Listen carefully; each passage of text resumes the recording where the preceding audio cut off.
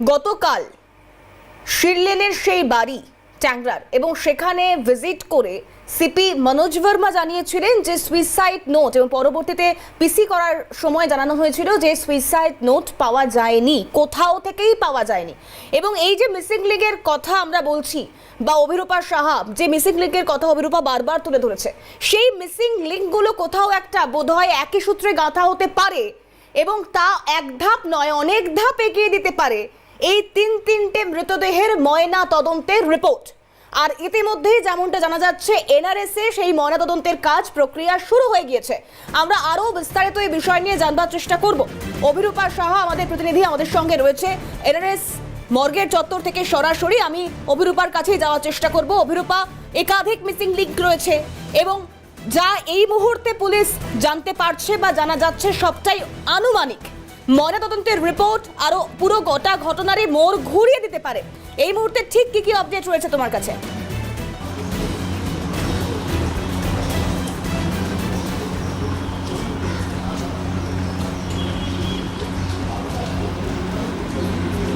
দেখো, ইতিমধ্যেই দুই পরিবারের সদস্যরা তারা ইতিমধ্যে এসে পৌঁছেছেন। তোমাকে একবার দেখাবো এনআরএস হাসপাতালের যে মর্চুরি, সেই department of forensic and medicine and toxicology যে ডিপার্টমেন্ট রয়েছে, সেখানে ইতিমধ্যেই শুরু হয়েছে ময়নাতদন্তের কাজ, প্রক্রিয়া শুরু হয়েছে। সকাল 10টা থেকে প্রক্রিয়া শুরু করার কথা ছিল, কিন্তু যেহেতু পরিবারের সদস্যদের জন্য বেশ কিছুক্ষণ অপেক্ষা করতে হয় এবং বেলা 12:30টার কিছু সময় পর থেকে শুরু হয়েছে ময়নাতদন্তের প্রসিডিওর। 3টি দেহরই ময়নাতদন্ত হবে এবং ময়নাতদন্তের রিপোর্ট হাতে এলে তবেই মৃত্যুর আসল কারণ সম্পর্কে নিশ্চিত হতে পারবেন তদন্তকারী আধিকারিকরা। এখানে বেশ কিছু প্রশ্ন উঠে আসছে, অর্থাৎ এই 3 মৃত্যুর পিছনে কারণ কি, হোমিসাইডাল অর সুইসাইডাল। এক্ষেত্রে যেটা পুলিশ আধিকারিকরা মনে করছেন, বেশ কিছু জায়গায় যে শার্প কাট ইনজুরি মার্কস, সেই শার্প কাট ইনজুরি মার্কস দেখে, অর্থাৎ দেহগুলির কি অবস্থান, কি পরিপ্রেক্ষিতে দেহগুলিকে পাওয়া যায়, এবং এই কাট ইনজুরি মার্কসগুলো দেখে কোথাও গিয়ে মনে করছেন এখনো পর্যন্ত পুলিশ আধিকারিকরা বা তদন্তকারী আধিকারিকরা যে এটি সেলফ ইনফ্লেক্টেড নয়, অর্থাৎ কোনো ব্যক্তি নিজে ছুরি দিয়ে নিজে এই ধরনের শার্পকাট ইনজুরি মার্কস করতে পারে না, ফলে সেক্ষেত্রে একটা হোমিসাইডাল হওয়ার সম্ভাবনা রয়েছে। এবং এই ময়নাতদন্তের রিপোর্ট হাতে এলে তবেই কনক্লুশনে পৌঁছানো যাবে যে is it homicidal or suicidal. এই বিষয়গুলি যেমন দেখা হচ্ছে, ঠিক তেমনই আরও একটা গুরুত্বপূর্ণ বিষয় ইতিমধ্যেই দেখা হচ্ছে বা যেটা তদন্তকারী আধিকারিকরা মনে করছেন, যে নাবালিকার দেহ উদ্ধার হয়েছে তার শরীরে কোনো রকম শার্পকাট ইনজুরি মার্কস না থাকলেও তার নাকে এবং মুখের ওপরে কিছু কালশিটে দাগ রয়েছে, যেটা মনে করা হচ্ছে জোর করে শ্বাসরোধ করার চেষ্টা করা হলে এই ধরনের দাগ হতে পারে একটা অনুমান। এছাড়া নাক থেকে বেশ কিছু ফ্লুইড বেরিয়েছে, অর্থাৎ এক্ষেত্রেও সেই একই রকমভাবে শ্বাসরোধ করে কাউকে যদি খুন করার চেষ্টা করা হয়, যে ধরনের ফ্লুইড বেরোনোর একটা সম্ভাবনা বা আশঙ্কা থাকে, সেটাই একটা প্রসিডিওর মনে করা হচ্ছে। ফলে এগুলো সবটাই অনুমানের ভিত্তিতে তদন্তকারী আধিকারিকরা বিষয়টি খতিয়ে দেখছেন, কিন্তু তবেই যখন অর্থাৎ এই পোস্টমর্টম রিপোর্টটা হাতে এলে তবেই বিষয়টা পরিষ্কার হবে যে এটা সুইসাইডাল আর হোমিসাইডাল। এখনো পর্যন্ত খুনের তত্ত্ব জোরালো হলেও কনক্লুশনে পৌঁছানো যাবে একমাত্র ময়নাতদন্তের রিপোর্ট আসার পর। তোমাকে আরও একবার ছবিটা দেখাবো। এনআরএসের যে মর্গ, সেই মর্গের সামনে আমরা রয়েছি। ইতিমধ্যেই কলকাতা পুলিশের যারা শীর্ষ কর্তা তারা ইতিমধ্যে এসে পৌঁছেছেন। ইনভেস্টিগেশন অফিসার যিনি রয়েছেন তিনিও এই মুহূর্তে এসে পৌঁছেছেন। ফলে সব মিলিয়ে বেলা 12:30টার পর থেকে এই প্রসিডিওর শুরু হয়েছে এবং যেহেতু 3টি দেহ, সেই 3টি দেহের ময়নাতদন্ত কমপ্লিট করতে বেশ কিছুটা সময় লাগবে বলেই মনে করা হচ্ছে এবং তারপর প্রাইমারি রিপোর্ট এবং ফরেন্সিক মেডিসিন ডিপার্টমেন্টের চিকিৎসক থেকে শুরু করে অ্যানাটমি বিভাগের যারা অভিজ্ঞ চিকিৎসক তাদের প্রত্যেকের উপস্থিতিতে এই ময়নাতদন্ত চলছে। শুরু হয়েছে, ভিডিওগ্রাফি করা হবে এবং অবশ্যই পরিবারের সদস্যদেরও থাকার কথা বলা হয়েছে। ফলে সব মিলিয়ে গোটা পারিপার্শ্বিক তথ্য প্রমাণ, একদিকে যখন পরিবারের লোকজনদের সঙ্গে কথাবার্তা, অন্যদিকে ময়নাতদন্তের রিপোর্ট, সমস্ত দিক খতিয়ে দেখে এই ট্যাংরা যে দেহ উদ্ধারের ঘটনা, সেই ঘটনার তদন্ত প্রক্রিয়া চালিয়ে নিয়ে যাচ্ছেন তদন্তকারী আধিকারিকেরা। তিথি, বেশ, অভিরূপা আমাদের সঙ্গে থাকো। এরই পাশাপাশি আরও একটি ছবির দিকে নজর থাকবে, কারণ গতকাল রাতেই রমি দে তার বাবা যান ট্যাংরা থানায়, খুনের অভিযোগ দায়ের করেন, তবে নির্দিষ্ট করে কারণ নাম উল্লেখ করেননি। এবং তারপর আজ এই রমি দের বাপের বাড়ি বরিশা শিলপাড়া, সেই বাপের বাড়ি, রমিদের বাপের বাড়ি বরিশা শিলপাড়া, সেখানে পৌঁছয় সিএন। আর সিএন সেখানে পৌঁছানোর পর তার বাবার সঙ্গে কথা বলবার চেষ্টা করা হয়। কিন্তু স্বপন বাবু অর্থাৎ রমিদের বাবা স্বপন কুমার বন্দ্যোপাধ্যায় তিনি কোনো কিছুই আমাদের ক্যামেরার সামনে আমাদের প্রতিনিধিকে বলতে নারাজ। ক্যামেরার মুখোমুখি হয়ে ঠিক কি বলেছিলেন স্বপন বাবু বা রমিদের মা তিনিই বা কি জানাচ্ছেন শোনাবো।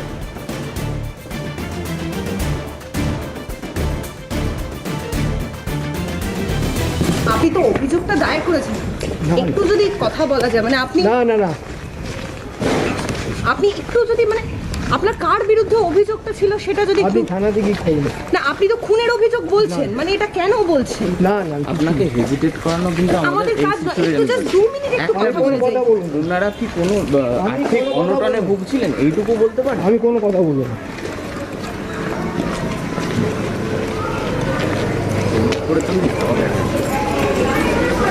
কাকু একটু দাঁড়িয়ে যান, মানে জাস্ট 2 মিনিট, 2 মিনিট কাকু। আপনার কিছু জানতে চাই, একটু কোনো ঝামেলা কিছু ছিল কাকু? আপনাকে লাস্ট কবে না। ফোন কোনো করেছিল? ঝামেলা ছিল? কোনো কথা হয়েছে মেয়ের সঙ্গে কিছু? কোনো কথা হয়েছে মেয়ের সঙ্গে কিছু? লাস্ট কবে কথা হয়েছে? কি বলেছিল মেয়ে? আমি কোনো কথা বলবো না।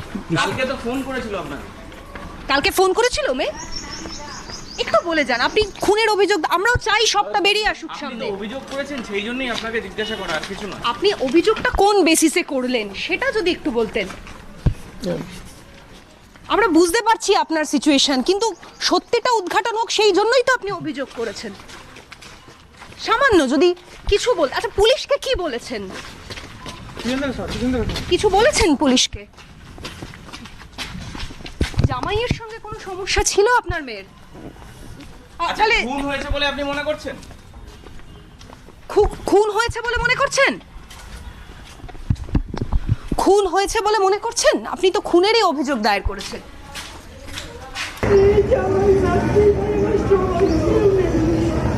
পরশুদিন মেয়ে আপনাকে ফোন করেছিল? কিছু বলেছিল মেয়ে কাকিমা, মানে কাকুর সঙ্গে?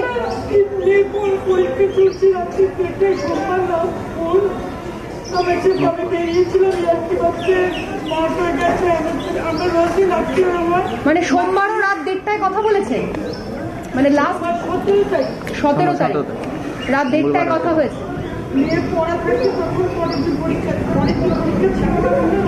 মঙ্গলবার কথা হয়েছিল কাকিমা? আপনি করেছিলেন? আপনি করেছিলেন ফোন? মানে মঙ্গলবার থেকেই বন্ধ ফোন? কটায়, আপনি কখন প্রথম বন্ধ পেলেন? অর্থাৎ এই রমি দে অর্থাৎ প্রসূনদের স্ত্রী রমি দে তার পরিবারের সঙ্গে কথা বলবার চেষ্টা করেছিল অভিরূপা। আমি আবারও অভিরূপার কাছে যাব। অভিরূপা, একদিকে ময়নাতদন্ত চলছে, অন্যদিকে অবশ্যই সন্তান হারানোর শোক বাবা মায়ের রয়েছে এবং সেটাই খুব স্বাভাবিক। তারপরেও রমিদের বাবা থানায় অভিযোগ করেছেন, কিন্তু নির্দিষ্ট করে কারোর নামে অভিযোগ করেননি, ঠিক কি জানতে পারছো?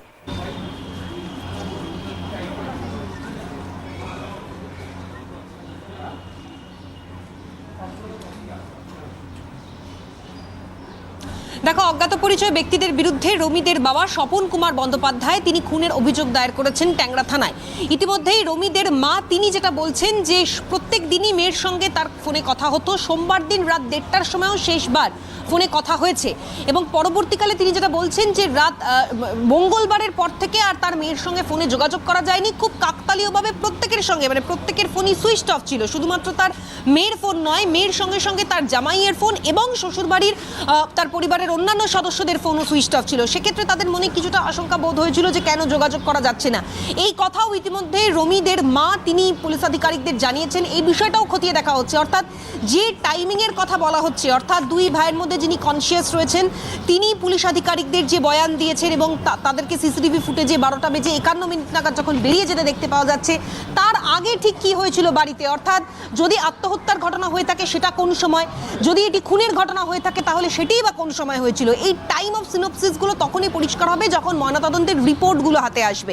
ফলে ইতিমধ্যে ময়নাতদন্ত চলছে, 3টি দেহরই ময়নাতদন্ত হবে। পরিবারের সদস্যরা তারাও ইতিমধ্যে এসে উপস্থিত হয়েছেন এবং তারপরে ময়নাতদন্ত শেষ হলে পরিবারের হাতে দেহ তুলে দেওয়া হবে। এবং প্রাইমারি ময়নাতদন্তের রিপোর্ট পাওয়ার পর গোটাই ট্যাংরা কাণ্ডের পরতে পরতে রহস্যের মোচন হয় কিনা সেদিকে অবশ্যই নজর থাকবে। আমি অভিরূপাকে ধন্যবাদ জানাবো। এরই পাশাপাশি এই যে ভদ্রমহিলা অর্থাৎ রমিদের মা তিনি ঠিক কি বলছিলেন আমাদের আরো একবার শোনাবো আপনাদের, শুনুন।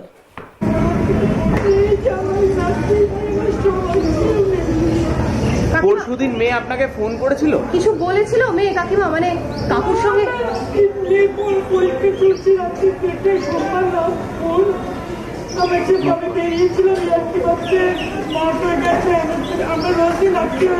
মানে সোমবারও রাত 1:30টায় কথা বলেছেন, মানে লাস্ট 17 তারিখ রাত 1:30টায় কথা হয়েছে।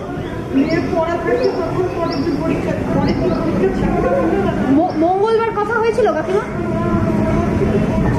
আপনি করেছিলেন? আপনি করেছিলেন ফোন?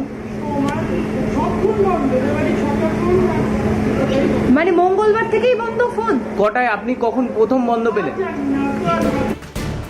অর্থাৎ রমিদের মায়ের বক্তব্য অনুযায়ী সোমবার রাতে মেয়ের সাথে শেষ কথা হয়েছিল। মঙ্গলবার থেকে তিনি ফোন করেছেন, ফোন সুইচড অফ ছিল, কারোর ফোনেই তিনি যোগাযোগ করতে পারেননি। অর্থাৎ এই রমিদে, যিনি কিনা প্রসূনদের স্ত্রী, বড় ভাই প্রণয় এবং ছোট ভাই প্রসূন, প্রসূনদের স্ত্রী রমিদে, যার বরিশাল শিল্পারায় বাড়ি। তাহলে প্রশ্ন হচ্ছে, যে ঘটনা ঘটানো হয়েছে বা ঘটেছে, অর্থাৎ যে দুর্ঘটনা, তাকে মঙ্গলবারেই হয়েছিল। কারণ মঙ্গলবার, সোমবার রাতের পর থেকে আর যে মায়ের সাথে মেয়ে রোজ টেলিফোনে কথা বলতো, মঙ্গলবার মেয়েকে ফোনে পাননি তার মা, তার পরিবার। আর এখান থেকে প্রশ্ন উঠছে, তাহলে কি মঙ্গলেই ঘটনা ঘটে গিয়েছিল? বা এই যে এতটা সময় টেলিফোনে যোগাযোগ করা গেল না, সেই সময়ের মধ্যে যা ঘটেছে, তাহলে তা কি সবটাই, অর্থাৎ পুরোটাই পূর্ব পরিকল্পিত? এই প্রশ্নগুলো বারংবার উঠছে, কিন্তু যার উত্তর দেবে ময়না তদন্তের রিপোর্ট। সেক্ষেত্রে দাঁড়িয়ে রমিদের বাবার বাড়ি যেখানে, অর্থাৎ বরিশাল শিলপাড়া, বন্দ্যোপাধ্যায় বাড়ি, স্বপন কুমার বন্দ্যোপাধ্যায় রমিদের বাবা, তাদের প্রতিবেশীরা কি বলছেন, তারা কি ভাবতে পেরেছিলেন, শুনুন তাদের প্রতিক্রিয়া। কেমন মেয়ে ছিল এমনি রমি? আমরা মানে আমাদের ভাষা নেই, বুঝলি, আমার মেয়ের মতনই সে। আমরা ছোট, ও ছোট, আমরা একসঙ্গে ফ্ল্যাট কেনা, আমাদের একসঙ্গে থাকা। রমির, হ্যাঁ এই তো শেষ, মানে সপ্তাহ 2 আগে একদিন লাস্ট আসার, মেয়ের পরীক্ষা হয়ে যাবে, তারপরে ও এসে থাকবে। এখানে দেখলে আমাকে, কাকিমা তুমি কেমন আছো, না লাস্ট, হ্যাঁ পরীক্ষা মেয়ের বলে আসেনি আর কদিন, 2 দিন। না আমার সঙ্গে সেদিন কথা, আমি ছিলাম না বাড়িতে।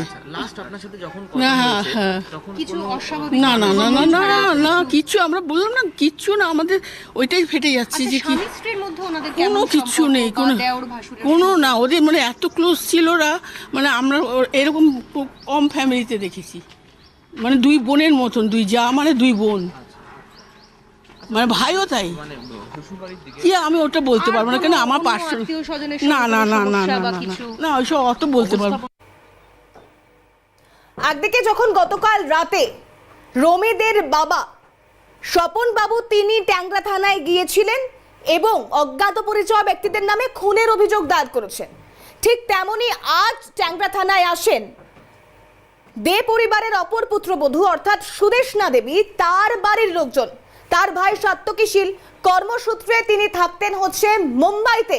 সেই খবর পাওয়ার পর তিনি শহর কলকাতায় আসেন, ট্যাংরা থানায় গিয়ে যোগাযোগ করেন, পুলিশের সঙ্গে কথা বলেন। তবে হ্যাঁ, পোস্টমর্টম রিপোর্ট, অর্থাৎ ময়নাতদন্তের রিপোর্ট আসার পর, তারপর তারা বাকি তাদের মন্তব্য জানাবেন, এমনটাই জানিয়েছেন সুদেশনার ভাই সাত্তকী শীল। আর এখান থেকে একটা দ্বন্দ্ব তৈরি হচ্ছে, কারণ কারোর পরিবারই আপাতত মুখ খুলতে নারাজ।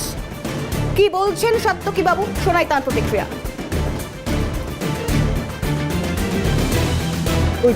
আমি ভাই, আপনি কার সুদেশনাদের ভাই।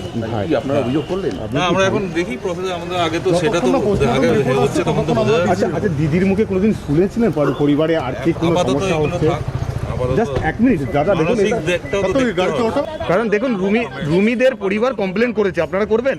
দেখুন ওখানে পোস্টমর্টমটা চালু হচ্ছে, ঠিক আছে, ওদেরকে ছেড়ে দিন, সব জানতে পারবে। আপাতত পোস্টমর্টমটা হোক, বুঝতে পারছেন এটা কি আত্মহত্যা বলে কি মনে হচ্ছে, না অন্য কিছু মনে হচ্ছে? এই একটা ট্যাংরা কাণ্ড, প্রশ্ন উঠছে একাধিক। অভিষিক্তা মোড়ে দুর্ঘটনা থেকে শুরু করে ট্যাংরার শিলডেনে একই পরিবারের 3টি দেহ উদ্ধার, 3টি আলাদা ঘর থেকে। ঠিক কি কি প্রশ্ন উঠছে, নজর থাকবে সেদিকেও। দেখুন, ট্যাংরার শিলডেন, এই শিলডেনের নাম উঠে আসে বুধবার ভোর একদম রাতের দিকে বা বৃহস্পতিবার কাক ভোরে অভিষিক্তা মোড়ের একটি দুর্ঘটনা, এবং সেই দুর্ঘটনায় গাড়িতে থাকা 3 জন যাদের খোঁজ করতে গিয়ে, পরিবারের খোঁজ করতে গিয়ে পুলিশ পৌঁছয় ট্যাংরার শিলডেনের চিত্তনিবাসে। আর সেখানে গিয়ে পুলিশের চক্ষু চড়ক গাছ, হতবাক পুলিশ, তারা দেখেন সেখানেও পড়ে রয়েছেন 3 জন, অর্থাৎ গাড়িতে থাকা 3 জন এবং ট্যাংরার শিলডেনে থাকা 3 জন একই পরিবারের সদস্য। কারা তারা, কে কে থাকতেন সেখানে? অর্থাৎ প্রণয় দে, প্রসূন দে এবং তাদের 2 ভাই, এবং তারই পাশাপাশি তাদের 2 স্ত্রী। এবং সেই ছবিটা একবার আপনাদেরকে দেখানোর চেষ্টা করছি। চিত্তনিবাসের বাড়ি, বড় ভাই প্রসূন দে, ছোট ভাই প্রণয় দে। আবার অন্যদিকে এই প্রসূনদের স্ত্রী রমি দে এবং তার কন্যা সন্তান তাদের প্রিয়ঙ্বদা দে, প্রণয়দের স্ত্রী সুদেশনা দে এবং তাদের পুত্র সন্তান প্রদীপ দে। এবং খুব আশ্চর্যজনকভাবে এই চিত্তনিবাসে ছিলেন হচ্ছে রমি দে, সুদেশনা দে, প্রিয়ঙ্বদা দে। আর গাড়ি করে 12:54 নাগাদ বেরিয়ে গিয়েছিলেন, বুধবার 12:54 নাগাদ বেরিয়ে গিয়েছিলেন প্রসূন দে, প্রণয় দে এবং প্রদীপ দে। আর এখান থেকে উঠছে একাধিক প্রশ্ন, যে 3 জনকে বাড়িতে রেখে যাওয়া, বাকি 3 জন বেরিয়ে যাওয়া, এবং সেখান থেকে দাঁড়িয়ে এই 3 জন তাদের পৃথক পৃথক ঘর থেকে দেহ উদ্ধার হওয়া। দেখাই ছবি আপনাদের, দেখুন। একটি দেহ আলাদা করে একটি ঘরে পাওয়া গিয়েছে, এবং ঠিক এইভাবেই পরপর 3টি ঘরে 3টি দেহ আলাদা করে রাখা ছিল। এবং সেক্ষেত্রে এই 2 মহিলা, অর্থাৎ রমি দে, সুদেশনা দে, তাদের হাতে শিরা কাটা অবস্থায়, অর্থাৎ কাট মার্ক ছিল, কাট ইনজুরি ছিল, এমনটা পুলিশ সূত্রেও জানা গিয়েছে। পোস্টমর্টম হচ্ছে, কিন্তু প্রশ্ন ঠিক কি কি উঠছে একবার দেখানোর চেষ্টা করি। জোরালো হচ্ছে খুনের তত্ত্ব, কারণ পায়েসের সঙ্গে ঘুমের ওষুধ মিশিয়ে খেয়েছিলেন সকলেই। সেই পায়েস কি তারা স্বেচ্ছায় খেয়েছিলেন, নাকি কেউ তাদের খেতে বাধ্য করেছিল? প্রশ্ন 2, এই ট্যাংরা কাণ্ডে কিশোরীর ঠোঁট ও নাকের নিচে আঘাতের চিহ্ন, 2 মহিলার গলাতেও আঘাতের চিহ্ন, এমনটাই পুলিশ সূত্রে জানা গিয়েছে। আত্মহত্যার চেষ্টা হয়ে থাকলে আঘাতের চিহ্ন কিভাবে এলো, এক্ষেত্রেও খুনের তত্ত্ব জোরালো হচ্ছে। অন্যদিকে সেই ক্ষত যে তাদের নিজেদের নয়, এমনটাই অনুমান পুলিশের। তবে কি খুনের ইঙ্গিতই করছে পুলিশ? 2 মহিলার হাতে শিরা কাটা ছিল, এমনটাও পুলিশ সূত্র মারফত খবর সামনে এসেছে। অন্যদিকে একদিকে ময়নাতদন্ত হচ্ছে, বিষাক্ত পায়েসে কাজ না হওয়াতেই মৃত্যু নিশ্চিত করতেই কি হাতের শিরা কেটে খুন করা হয়েছে? প্রশ্ন। নাবালিকার নাক থেকে ফ্লুইড বেরিয়ে এসেছিল সূত্র মারফত, তেমনটাই খবর। পুলিশের অনুমান, শ্বাসরোধ করতে গেলেই বা শ্বাসরোধ করা হলেই ফ্লুইড বেরিয়ে আসার সম্ভাবনা প্রবল থাকে। তবে কি শ্বাসরোধ করে খুনের চেষ্টা করা হয়েছিল প্রিয়ঙ্বদাকে, এই প্রশ্ন উঠছে। 12:51 নাগাদ বাড়ি থেকে বের হয়ে যান 3 জন পুরুষ সদস্য, 2 ভাই তাদের নিজেদের ফোন বাড়িতেই রেখে গিয়েছিলেন। শুধু তাই নয়, পুলিশ যাতে ট্র্যাক করতে না পারে পরবর্তীতে, সেই জন্যই কি বাড়িতে ফোন রেখে গিয়েছিলেন। অর্থাৎ গোটাটাই সুপরিকল্পিত। 12:51 বেরিয়ে গিয়ে 3:30টার সময় দুর্ঘটনা ঘটলো অভিষিক্তায়। তাহলে এতক্ষণ, এই কয়েক ঘন্টা কোথায় ছিলেন তারা? চালক সিট বেল্ট পরেছিলেন। আত্মহত্যা করতে গেলে যদি তাই হয় যে তারাও আত্মহত্যা করবার উদ্দেশ্যেই বেরিয়েছিল, তাহলে সিট বেল্ট কেন? নাকি আগে থেকেই সমস্ত প্রস্তুতি নেওয়া ছিল এবং সেই প্রস্তুতি মাফিকই তারা প্রত্যেকটি ঘটনা ঘটিয়েছে? আর এখানেই নয়া তথ্য আসছে আমাদের হাতে। কি সেই তথ্য? না, ব্যবসায়িক সংক্রান্ত সমস্যায় ছিলেন দে পরিবার। সিএনএর কাছে এমনটাই দাবি করা হয়েছে বেলেঘাটার ব্যবসায়ী তরফ থেকে। রাশিয়া ইউক্রেনের যুদ্ধের ফলে ব্যবসায় নাকি বেশ খানিকটা ক্ষতি হয়েছে। লেদারের সরঞ্জাম সাপ্লাই করলেও টাকা আসেনি সেখান থেকে। 1 বছর বলেছিল বেঁচে থাকলে টাকা ক্লিয়ার করে দেব, এবং সেই যে সমস্যা বারংবার সামনে এসছে সেদিকেও যেমন নজর থাকবে, তারই পাশাপাশি সরাসরি ট্যাংরা চিত্তনিবাসের সামনে থেকে রেশমি রয়েছে আমাদের প্রতিনিধি। রেশমি,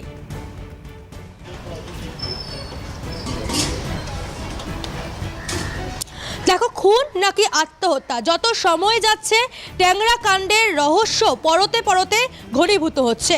এবং আমি দাঁড়িয়ে রয়েছি ট্যাংরার সেই বাড়ি অর্থাৎ চিত্তনিবাসের সামনে, যেখানে একই বাড়ির 6 জন আত্মহননের চেষ্টা করেছিলেন, তার মধ্যে 3 জন মারা গিয়েছেন এবং 3 জন বাড়ির 3 পুরুষ সদস্য ইতিমধ্যে বেসরকারি হাসপাতালে চিকিৎসাধীন। প্রসঙ্গত তুমি যেটা বলছিলে, অর্থাৎ সিসিটিভি ফুটেজে দেখা যাচ্ছিল 12টা 55 নাগাদ তিনি বের হন, তারা বাড়ির 3 সদস্য, এবং যখন তাদের অ্যাক্সিডেন্ট হয় সেই সময় ঘড়ির কাঁটায় সময় প্রায় 3:25, অর্থাৎ 2.5 ঘন্টা তারা কি করছিলেন, তারা কোথায় ছিলেন, এই বিষয়গুলো সবই কিন্তু তদন্ত সাপেক্ষ, তদন্ত করছে পুলিশ আধিকারিকরা।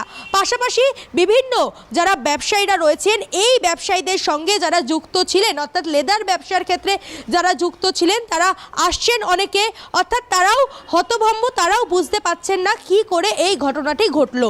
পাশাপাশি তোমাকে বলবো, আজকে বেলেঘাটার ব্যবসায়ী গৌতম সরকার তারা এসেছিলেন এবং তারা জানিয়েছেন যে 2023 সাল থেকে তারা টাকা পান না, প্রায় 35 লক্ষ টাকা পান তারা এই ব্যবসায়ী থেকে, অর্থাৎ প্রসূন দে এবং প্রণয় দের কাছ থেকে 35 লক্ষ টাকা তারা পেতেন 2023 সালের পর থেকে। রেশমির সঙ্গে থাকো, এই ব্যবসায়িক বন্ধুর প্রতিক্রিয়াই আপনাদেরকে শোনানোর চেষ্টা করব, শুনুন।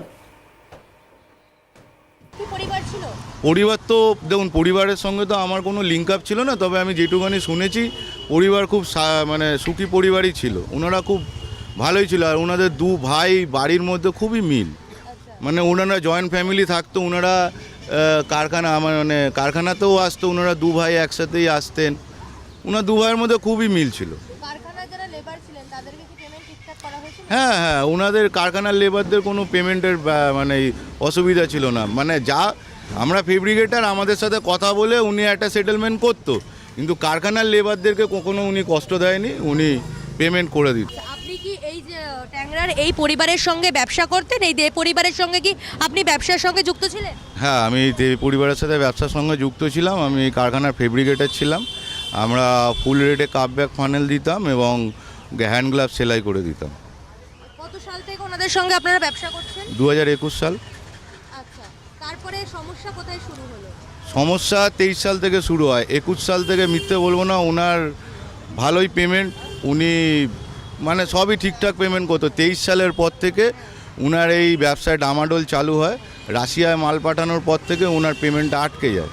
ঠিক আছে, রাশিয়া ইউক্রেন যুদ্ধ লাগার পরে ওনার এই সিস্টেম মানে সিচুয়েশনটা তৈরি হয় আর কি। 23 সাল থেকে আজ অবধি এখনও উনি করতে পারেনি, না আমাকে না কাউকে। কত টাকা পেতেন?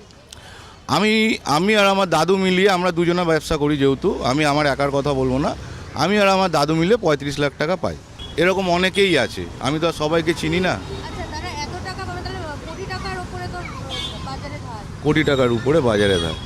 উনি মানে পয়সার জন্য যখন বলছি, এবার বারবার বলছি তো, স্যার পয়সাটা কী হলো, আমরাও ধার দেনায় ফেসে গেছি, হ্যানা ত্যানা, তখন উনি বলেছিলেন যে তোমরা চিন্তা করো না, ঠিক আছে, আমি তো বেঁচে আছি, বেঁচে থাকলে তোমরা পয়সা ঠিক পেয়ে যাবে, সে নিয়ে চিন্তা নেই, তোমাদের কারোর পয়সা মারবো না, পয়সা তোমরা পেয়ে যাবে।